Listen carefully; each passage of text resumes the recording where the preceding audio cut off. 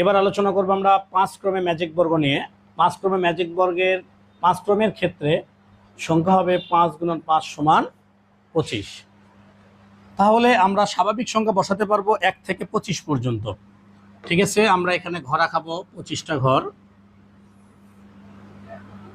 5 ক্রমের ম্যাজিক বর্গের একটাই বৈশিষ্ট্য হচ্ছে যেদিকে তুমি যোগ করো না কেন সব দিকেই 65 আসবে।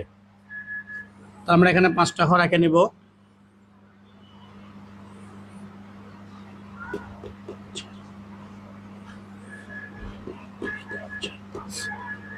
এদিকে 5টা হবে,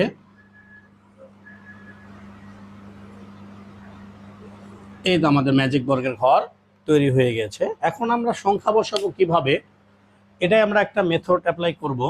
সেটা হচ্ছে যে তীর পদ্ধতি অ্যাপ্লাই করে এই সংখ্যাগুলোর আমরা বসাতে পারি। তাহলে সবাই দেখো, লক্ষ্য করো, এই ঘরগুলোর 1 2 3 4 5, তাহলে এই ঘরটাকে আমরা মিডল ঘর যদি বসাই বা মনে করি, তাহলে এখানে যদি আমরা 1 বসাই, এর পরবর্তী আমরা দেখব এইদিকে লক্ষ্য করব এদিকে ঘর আছে কিনা। বামে ডানে যদি কোনো ঘর না থাকে তাহলে এই ঘরের নিচে আসবে 2, আবার এই ঘরের পরে যায় বসবে 3। আমরা এই ঘরের দিকে লক্ষ্য করব এদিকে বামে ডানে কোনো ঘর আছে কিনা। যদি না থাকে তাহলে আমরা এই ঘরের লাস্টে দিয়ে বসবে আমাদের 4 সংখ্যাটা বসবে। এবার 4-এর ডানে দেখব আমরা কি আছে, আমাদের ক্রমিক সংখ্যা 5, তারপরে আছে 6। তো এখানে তো আমাদের সংখ্যা আছেই, তাহলে এখানে সংখ্যা যদি থাকে তাহলে নিচে বসবে আসে 6। এখানে যদি সংখ্যা থাকে তাহলে আমরা এই সংখ্যার নিচে বসবে 6। 6-এর ডানে আছে হচ্ছে 7, 7-এর ডানে আছে 8, 8-এর ডানে সংখ্যাটা হচ্ছে ফাঁকা ঘর, বামে ডানে কোনো ঘর নেই।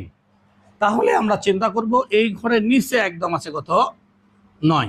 9-এর ডানে কোনো ঘর নেই, বামেও কোনো ঘর নেই। তাহলে আমরা সিদ্ধান্ত নেব এই ঘরের লাস্টে কোন ঘর আছে, 10। এই 10-এর ডানে ঘর থেকে 6 পূর্ণ করা আছে।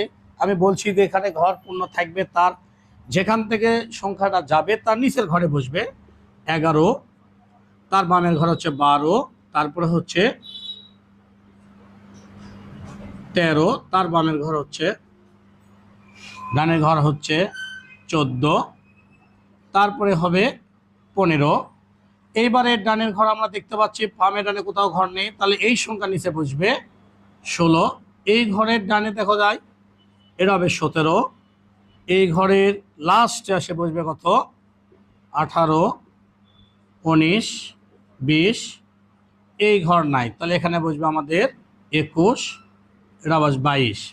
তাহলে এটার ডানে আমরা দেখব এখানে কত আছে, 23। এটার ডানে আসে কত, 24।